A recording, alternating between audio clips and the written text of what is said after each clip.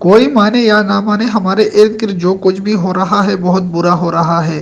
Opposition کی قیادت کے خلاف بغاوت کے ایک مقدمے نے صرف حکومت نہیں بلکہ پوری ریاست کے اندر چھپے ہوئے تضادات کو پوری دنیا کے سامنے لا پھینکا ہے۔ پاکستان میں اپوزیشن کی قیادت کے خلاف بغاوت کے الزامات اور مقدمات کوئی نئی بات نہیں، لیکن جس تیزی کے ساتھ تانا شاہدرہ لاہور میں مسلم لیگ نون کی قیادت کے خلاف درج ہونے والا بغاوت کا مقدمہ وزیر اعظم عمران خان کی حکومت کے لیے سامان رسوائی بنا ہے، اس کی ماضی میں کوئی مثال نہیں ملتی۔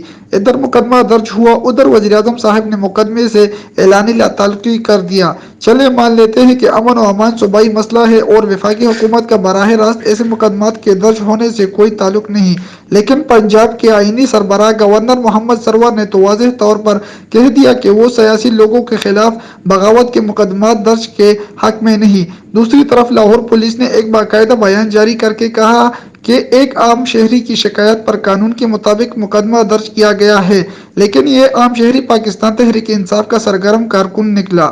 نہ صرف سرگرم کارکن نکلا بلکہ اس کے خلاف ماضی میں 5 مقدمات بھی درج ہو چکے ہیں اور اس کا شمار اپنے علاقے کے نامی گرامی جرائم پیشہ افراد میں ہوتا ہے۔ مقدمے کے مدعی کے متعلق صحافیوں کو زیادہ معلوم نہ تھا، لیکن لاہور پولیس کے کچھ اہلکاروں نے رضاکارانہ طور پر خاموشی سے کچھ صحافیوں کو بدر رشید خان ہیرا کے متعلق معلومات فراہم کی اور بتایا کہ بغاوت کے اس مقدمے کا مدعی دراصل ایک اشتہاری اور جرائم پیشہ شخص ہے جو تحریک انصاف کے اہم رہنماؤں کے ساتھ اپنے تعلقات کے ذریعے اکثر پولیس پر دباؤ ڈالتا رہتا ہے۔ اس شخص کے کئی بااثر لوگوں کے ساتھ تعلقات ہیں اور انہی بااثر لوگوں کے کہنے پر پولیس نے بلا سوچے سمجھے مسلم لیگ نون کے 40 سے زائد رہنماؤں کے خلاف بغاوت کا مقدمہ درج کر لیا۔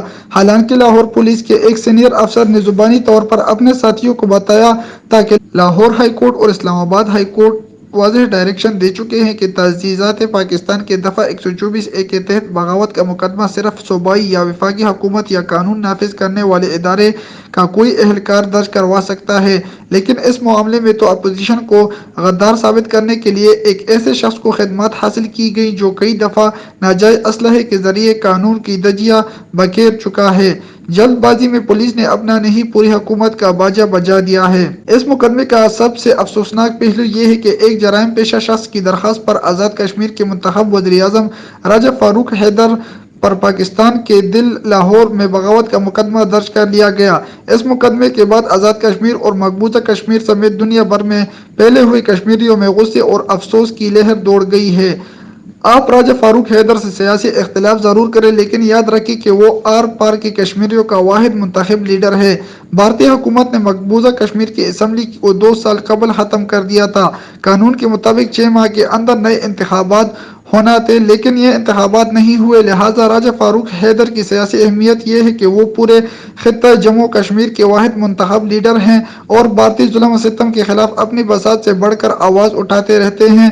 بھارتی حکومت کے راجہ فاروق حیدر سے نفرت کا یہ عالم ہے کہ ستمبر 2018 میں لائن آف کنٹرول کے قریب عباس پور کے علاقے میں بھارتی فوج نے ان کے ہیلی کاپٹر پر فائرنگ کی اور گولے برسائے۔ راجہ فاروق حیدر اس قاتلانہ حملے میں بال بال بچ گئے۔ وہ ملٹری ہیلی کاپٹر میں نہیں بلکہ سویلین ہیلی کاپٹر میں سفر کر رہے تھے اور LOC کے آس پاس یہ روایت ہے کہ سویلین ہیلی کاپٹروں پر حملہ نہیں کیا جاتا، لیکن راجہ فاروق حیدر کو جان بوجھ کر نشانہ بنایا گیا۔ بھارتی فوج ان کے حسب نسب سے بھی واقف ہے۔ ان کے والد راجہ محمد حیدر خان ان کشمیری رہنماؤں میں شامل تھے جنہوں نے 1958 میں سیز فائر لائن توڑنے کا اعلان کیا اور گرفتار کر لیے گئے۔ ان کی والدہ محترمہ سعیدہ خان کا تعلق سری نگر سے تھا اور وہ آزاد کشمیر اسمبلی کی پہلی خاتون رکن تھیں۔ انہی کی وجہ سے راجہ فاروق حیدر کشمیری زبان بھی بولتے ہیں۔ کیا اس راجہ فاروق حیدر پر لاہور پولیس نے بغاوت کا مقدمہ درج کر کے کشمیریوں کے دشمن نریندر مودی کو خوش کیا؟ یہ پہلو باعث اطمینان ہے کہ وزیر اعظم عمران خان اور ان کے اکثر وزراء بغاوت کے اس مقدمے کو آگے چلانے میں زیادہ دلچسپی نہیں رکھتے، کیونکہ وہ جانتے ہیں کہ مسلم لیگ نون کو اس مقدمے کا بہت سیاسی فائدہ ہوا ہے۔ دکھ اس بات کا ہے کہ عمران خان اپنے آپ کو بڑے فخر سے کشمیریوں کا سفیر قرار دیتے تھے، لیکن بغاوت کے اس مقدمے سے عالمی سطح پر کشمیریوں کے بارے میں پاکستان کا مقدمہ کمزور ہوا ہے۔ جس قسم کے الزامات بھارتی حکومت سید علی گیلانی، یاسین ملک اور میر واعظ عمر فاروق پر لگاتی ہے، وہی الزام پاکستانی حکومت نے راجہ فاروق حیدر پر لگا دیا۔ اس مقدمے کا مرکزی ملزم سابق وزیر اعظم نواز شریف کو بنا دیا گیا۔ بغاوت کے مقدمے میں ان کا نام دیکھ کر مجھے وہ زمانہ یاد آ گیا جب امریکی صدر بل کلنٹن نے پاکستان کے وزیر اعظم نواز شریف کو ایٹمی دھماکوں سے باز رکھنے کے لیے کئی لالچ دیے، لیکن نواز شریف نے 28 مئی 1998 کو پاکستان کو ایک ایٹمی طاقت بنا دیا۔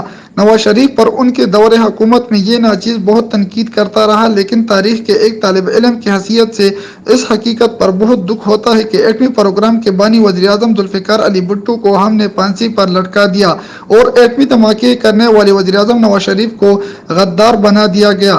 پاکستانی ریاست نے غداری کے الزام کو اب ایک مذاق بنا دیا ہے۔ عام لوگ کہتے ہیں کہ اگر جنرل پرویز مشرف آئین توڑنے کے باوجود غدار نہیں تو پھر یہاں کوئی غدار نہیں۔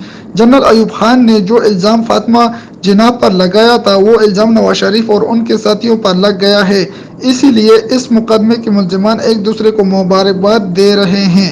دوستو، اگر آپ نے ابھی تک اس چینل کو سبسکرائب نہیں کیا تو مزید اچھی سٹوریز اور آرٹیکلز کے لیے ابھی سبسکرائب کریں اور دوستوں کے ساتھ شیئر کریں۔ شکریہ۔